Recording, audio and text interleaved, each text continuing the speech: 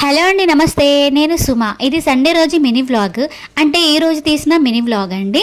Full vlog అయితే Monday రోజు, అంటే రేపు మార్నింగ్ 10 o'clock అయితే అప్లోడ్ చేస్తాను. ప్లీజ్ అండి అందరైతే చూసేయండి, చాలా ఇంట్రెస్టింగ్ అయితే ఉంటుంది. ఇంకా సండే రోజు నేను చేసుకునే పనులన్నీ అయితే వీడియోలో చూపిస్తాను.